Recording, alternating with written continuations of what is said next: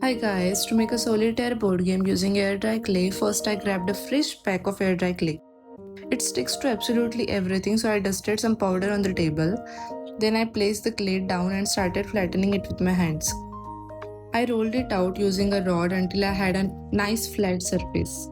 And after a little shaping and adjusting, I finally got a circle. Next, I took some more clay and rolled it into a long clay rope. To make sure everything stayed nicely, I used a little water around the edges. Think of water as the relationship concealer between two pieces of clay. It helps them stick together peacefully. I blended the borders into the base so it looked like one single piece instead of two clay pieces. After that, I used my finger to create a small inner groove around the board. This little area would later help catch the game pieces whenever they escape during the gameplay. And now the patience test began. Using a paintbrush handle, I started sculpting tiny circular dents all over the board. One by one, I placed each circle into the clay, making sure everything lined up perfectly. Watching the board slowly transform from a plain circle into an actual solitaire game made every minute worth it. Once all the circles were done, I cleaned up the edges using my fingers and a little water. Tiny adjustments make a huge difference.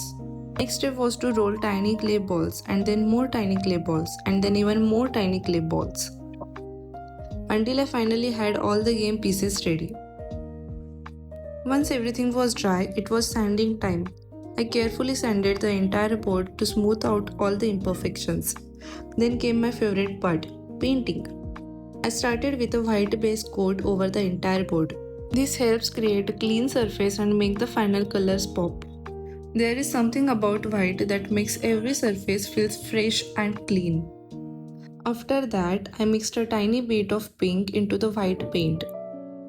The result was this beautiful soft pastel pink. I painted the inner section of the board with it.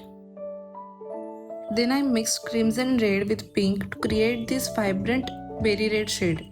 And honestly, the color combination might be one of my favorite ever.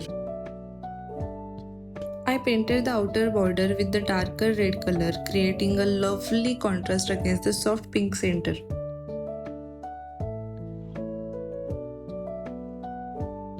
At this point, the board was officially entering its main character era.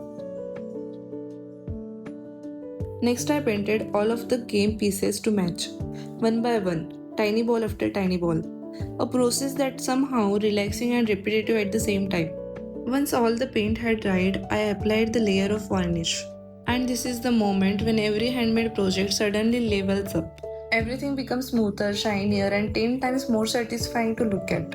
And finally, the best part, placing every single game piece into its spot. One by one, the board came to life. And after hours of sculpting, shaping, sanding, painting, and questioning my decisions, my handmade solitaire board game was complete. Honestly, I'm still amazed that this started as a block of clay. And if you enjoyed watching this transformation, don't forget to like, subscribe, and stick around for more handmade creations.